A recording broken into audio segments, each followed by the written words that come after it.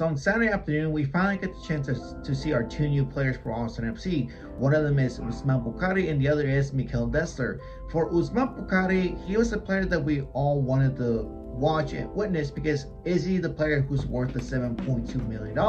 And I would say for his first game with Austin FC against Charlotte FC, he put up a good performance. What he did was basically he brought more life as a right winger, and he did more than what our previous wingers did with Austin FC. Basically saying he did more than what Emiliano Rigoni did with Austin FC for about 2.5 years. But I liked how he can link up with our forwards, with our attacking. He can link up with Jade Obrian, with Zardes, with Alex Ring, and with Danny Pereira. But the one thing is that's going to be really interesting to witness is Jade Obrian and Osman Bukari.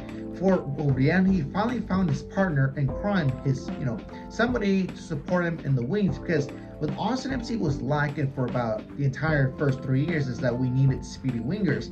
Rigoni couldn't do it, Ronnie Reyes couldn't do it, Washington Corozo couldn't do it, nor Cecilio Dominguez either. All those four players lack the speed and lack the depth or lack experience, but now that we have Osman Bukari coming in as a whole different player from Europe to Austin FC to the MLS, he has more knowledge and experience on the wing than those four previous players that I mentioned. But when it comes to Osman Bukari and Jade Obrian, those two players are going to be worth to watch for this season and for 2025. But this is what I said about Osman Bukari. This is my opinion, my thought. You could say a hot take maybe.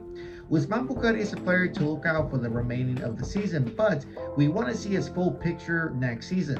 The reason I say it is that, for example, look at Driussi back in 2021. He scored 5 goals in 17 games for the last part of that season.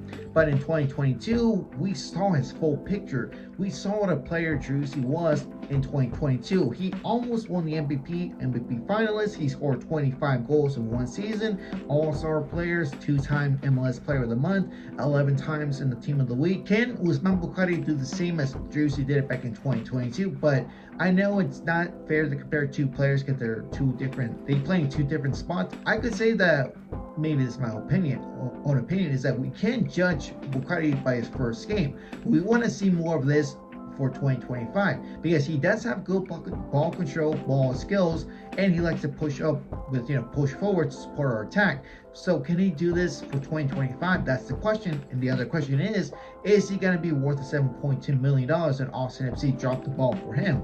No pun intended. Now let's talk about Mikkel Desler. Mikkel Desler is a player who comes in as a free agent from Toulouse FC after the Ligue 1 season was over last season. I would say that Mikkel Desler was a player I was more anticipated for him than Bukari, but I was more excited to see Bukari play. But Mikkel Desler was someone that answers our question.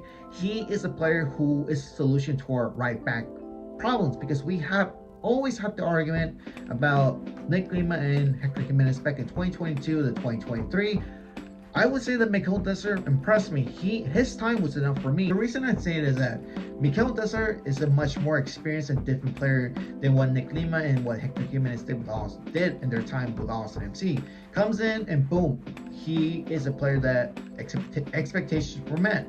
He is someone who likes to push up front, supporting attack, and for 30 minutes, his time was enough for me to understand what a player he is. He basically is a right wing back player too. In case we start a back five in the future, there's no excuse for Wolf to say that, Desler isn't a right wing back player. For this game itself, he does prove to you he can do a lot 2-for-1. He's a player, a 2-for-1 deal. Plays an attack and supports the defense. But what he did against Charlotte FC, he was going up the entire time, pushing up to support our players. This is what I said too about Mikkel Desler since I was in the press box. Mikkel Desler so far is playing up front in the attack and much more experienced and different player. His time was enough.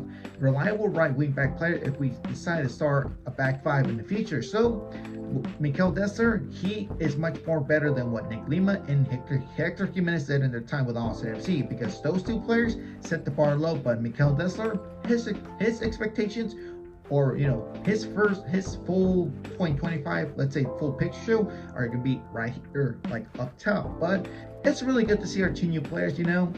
my thoughts is that I'm really excited to see what they can show to us for this season, but I'm more looking forward to 2025.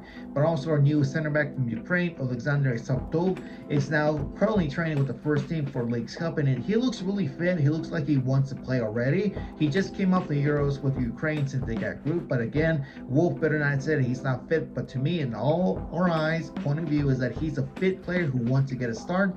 Could he start against Pumas or Monterrey in the Leagues Cup? We have to see. But again, hope you guys understood this video.